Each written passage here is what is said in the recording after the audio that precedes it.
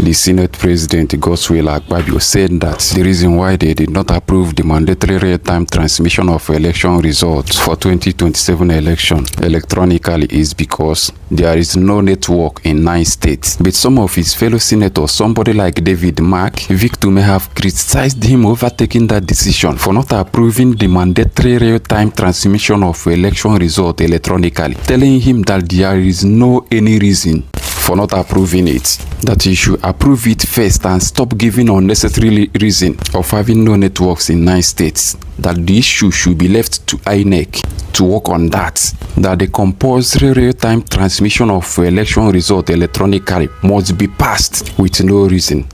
Let's hear what Victor Umeh said before we move on to David Mark and unnecessary excuses presented by Senate President to justify what he did. Just watch the video. Okay, what is your position now? Different from it's different from transfer of results. Senator, what's your position now? Yes. Are you saying that Senator Abaribe our position is and Senator Akpabio misrepresented the process to the Nigerian public? In other words, that they are lying in the position they have taken.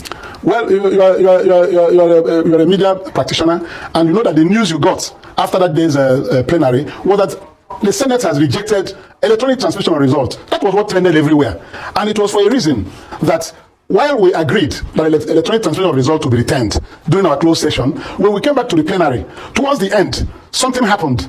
The chief whip of the Senate rose and said that he's moving that the electronic transmission of results will be expunged and replaced with transfer. And immediately the Deputy Senate President seconded him.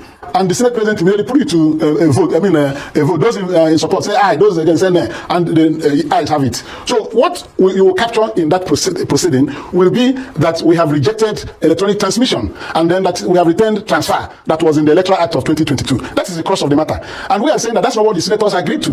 That surreptitious move to put that question that the Senate President put without any debate is the crux of the matter. And anybody who is not saying that electronic transmission of results was not removed is not saying the truth.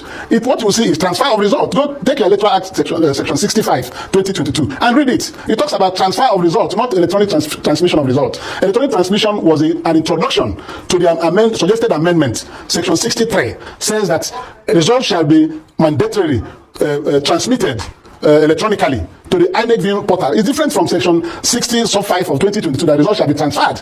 You cannot take these two things to be the same thing. So that is what has elicited the controversy.